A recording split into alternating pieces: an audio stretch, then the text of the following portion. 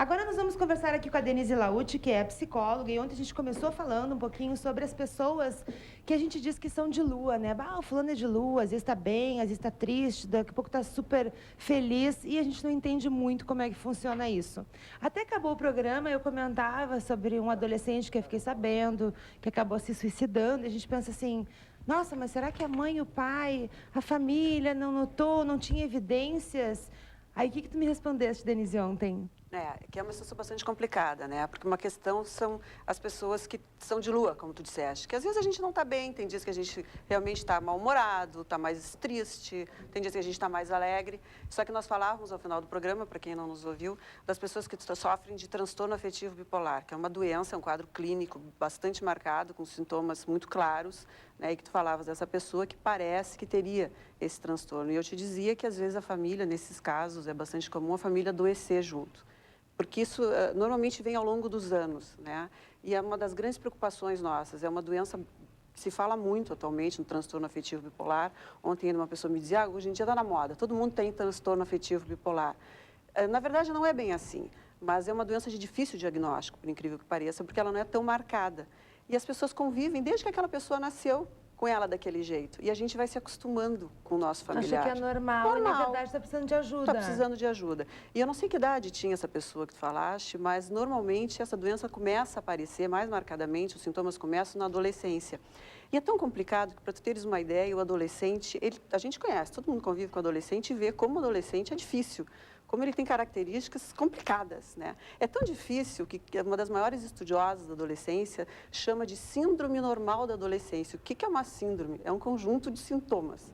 O adolescente normal tem o que se chama de conjunto de sintomas. Um dia ele é a pessoa mais feliz do mundo, outro dia ele é o mais infeliz, no dia seguinte ele já está feliz de novo. Que é exatamente o que marca o transtorno bipolar. É um humor, às vezes, exaltado, eufórico, feliz da vida. A pessoa acha que pode tudo, tem uns que acham que tem poderes, como telepatia, achar que pode simplesmente enriquecer do dia para a noite. São coisas muito difíceis, assim, de tu imaginar que aquilo possa ser normal. E o adolescente tem coisas parecidas com isso. Então, para tu conseguir, como familiar, alguém ligado afetivamente àquele jovem, conseguir discernir o que é normal e o que é doença, o que é patologia, fica complicado. E a gente sabe que um dos maiores índices de suicídio ocorre exatamente na adolescência. Então, já é um complicador a mais. Agora, na fase adulta, né? Nós comentávamos e ontem a gente falou, entraram algumas perguntas pelo telefone da produção, de mulheres queixando dos maridos, que muitas vezes da frente com elas é uma coisa e em festas, em eventos, em jantares, são agradabilíssimos, são super gentis, quer dizer, tratam todo mundo bem, mas com elas, com a esposa, são completamente diferentes. O que é isso, além dessa falta de educação notória, né? Coisa triste. Como é que a gente pode ver ou saber se, de repente, aí não tem algum distúrbio, alguma patologia, algo para ser tratado? Não é normal tu tratar bem a tua esposa na rua com os outros e em casa ser mais estúpido e grosseiro. E ontem várias mulheres ligaram pedindo que falássemos sobre esse tema. Eu vou te dizer assim, para essas pessoas que estão nos ouvindo, nos assistindo, que assim, ó, quem tem um transtorno, tem um transtorno. Leva-o consigo aonde quer que vá. Então, não tem como tu ser uma pessoa em casa e se controlar fora de casa. Então, quem tem o transtorno afetivo bipolar tem comprometimento em todas as áreas da sua vida. Tem comprometimento no trabalho, tem na vida social e tem em casa também. Então, essa pessoa vai ter alguns rompantes de euforia, como eu falava antes, ou de mau humor, de irritabilidade, e vai ser grosseiro em casa, na rua, no trabalho. São pessoas que têm dificuldade de se manter empregadas, são pessoas que têm dificuldade na sua vida social, que entram num clube, arrumam brigas, discutem por qualquer coisa, têm um comportamento inadequado. Mania de perseguição também. Às vezes, tem mania de perseguição, né? Ninguém gosta de mim, arranja briga com tudo e com todos, né? Sim. Agora, quando acontece isso, que essas mulheres que telefonaram falaram, normalmente isso é um sintoma de um problema dentro do casamento, no relacionamento do casal. Isso é bastante comum, né? Eu sou terapeuta de casal e de família também, e a gente vê que as pessoas, a gente começou a falar um pouquinho disso também ontem, né, Cris? As pessoas, às vezes, dentro do casamento, dentro da sua família, têm um tipo de comportamento, e quando saem, tem outro completamente diferente. É uma queixa bastante comum, não só entre casais, mas na família também. Tanto que, às vezes, os jovens, é uma coisa bastante comum dizerem isso também, nossa, tu dentro da tua casa é uma pessoa, e quando tu sai, tu é outra, na escola, no clube, em reuniões sociais, tu é mais aberto, tu é mais espontâneo, tu é mais alegre, tu é tão diferente dentro de casa. Às vezes as pessoas precisam se armar de defesas dentro da sua família ou dentro da sua relação marido e mulher. Agora, quem geralmente procura ajuda é a mulher, né? Normalmente. O homem não vai, então a mulher tem que se tratar para saber como lidar com aquele homem se ela quiser manter o casamento, porque também se não quiser, aí eu acho que um número tão grande de separações pela falta do que? Da paciência, do diálogo, porque o homem para ele tá ótimo, né? E a mulher é aquela que não é tão conformada, né, com a situação. Mas tu sabe que estranhamente, assim, a mulher busca a terapia. O marido, no primeiro momento, vai meio arrastado, mas depois que ele engata na terapia, Quando ele vê que está perdendo a esposa, assim, que se ele não for... Mas sabe que... Porque é para melhorar o relacionamento, mas né? assim, quando eles se vinculam à terapia, eles aproveitam muito bem, e aí a mulher começa a se assustar, às vezes, eu não vou dizer que são todos os casos, claro que não, mas quando ela vê que ela tem coisas para mexer também, porque ela vai lá para fazer queixa pra gente do marido, uma coisa muito engraçada. Eu me coloco junto porque eu sou mulher. Mulher é danada, né? Ela tem essa coisa assim, ó, ou porque o meu marido, ela chega assim na terapia. E aí quando ela vê assim, ó, que tudo é co-construído, ela também tem as coisas que ela tem que mudar. Entende? Assim, é uma coisa feita a dois. A gente casa a dois, faz conflitos a dois e os resolve a dois. Então não é fazer queixa, eu largo ele na porta, tu resolve para mim, daqui a 6 meses eu venho pegar. Não. Quando as coisas começam a sobrar para ela também, que ela tem as suas coisas para mexer e para mudar, ela começa a ficar meio incomodada. E às vezes dá uma boicotada na terapia de casal. E aí o cara está super vinculado à terapia, e aí ele quer ir. Então é uma coisa interessante, aí se constrói uma outra relação e aí os dois engatam na terapia. Mas se a gente for fazer aqui uma pesquisinha rápida, tu quer ver só, vocês já fizeram terapia? Não, eu já. Tu já fez? De casal, não. Não, terapia já. Terapia, já. Tu já buscou? Pois é, a Cadica já fez terapia? Já fez? Na Laura, nem vou perguntar. Na Laura, ela já é uma autoterapia. Ela já é um estímulo o tempo todo.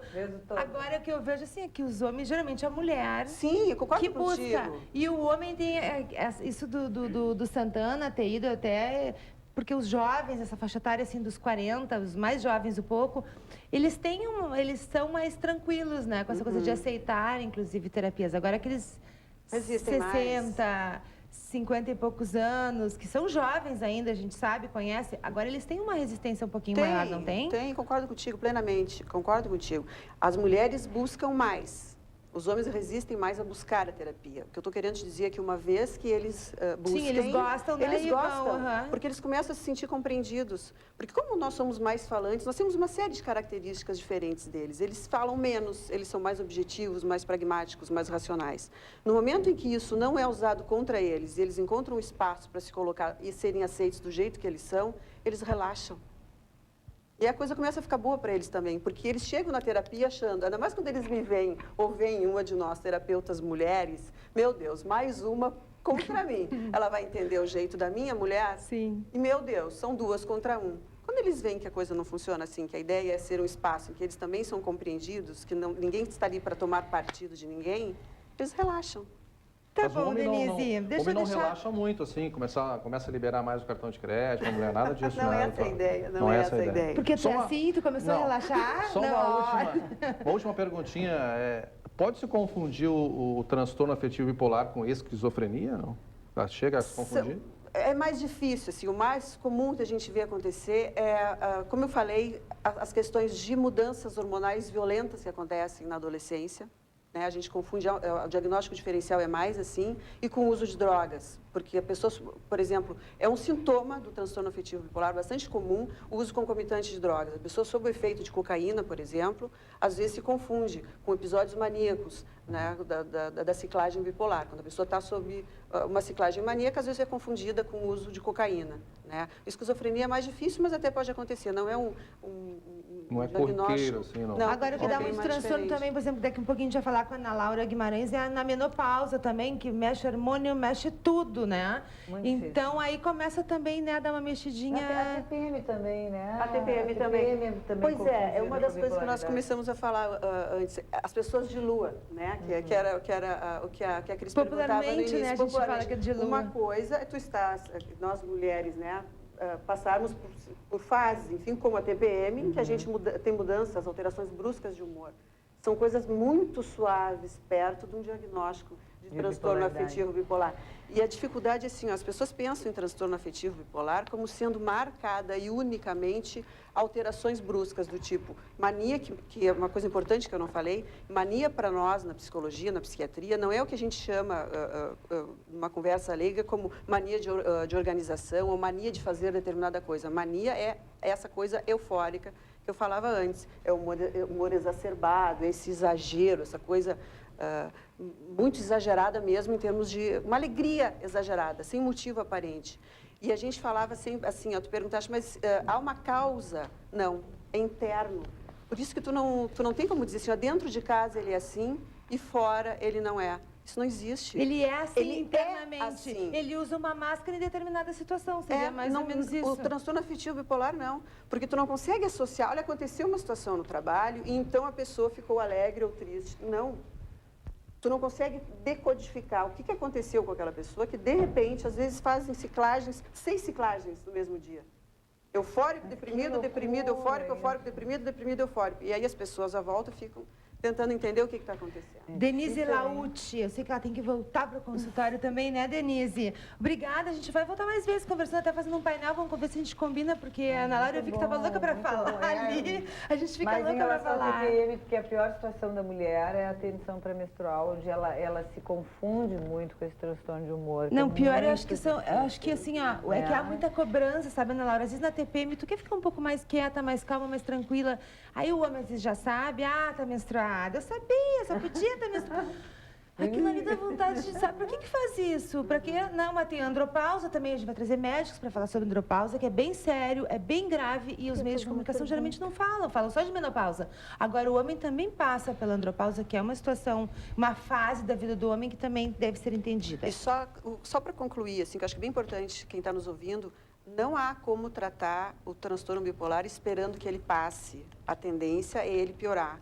Começa a aparecer, quem tem isso, assim, ó, 80% a 90% dos casos tem um componente genético, alguém na família tem, pais ou irmãos normalmente têm alguma associação, tem que ser medicado, né? De muito pouco, provavelmente, a pessoa vai conseguir controlar isso sozinha. Não é floral. Não é com floral, não é com medicação. Homeopatia, é medicação, né? E acompanhamento também, né? Porque tem uns que vão lá, pegam todos os remedinhos, levam para casa para tomar e nunca mais aparecem no médico. Né? Então, assim, o que a gente costuma fazer, eu tenho vários pacientes que têm transtorno afetivo bipolar, nós encaminhamos para medicação com psiquiatra, a gente não é clínico geral, não é algum outro tipo de profissional. São psiquiatras e neurologistas, né, que são aptos Normalmente a gente faz né? esse acompanhamento com o médico, tanto o neuro quanto o psiquiatra. A psicoterapia junto é super importante, por quê? Porque o remédio não é milagroso, só com o remédio tu não controla, porque tem que haver todo um controle comportamental, porque a pessoa vai ter impulso, a impulsividade é muito grande, ocorrem gastos excessivos, as pessoas se endividam.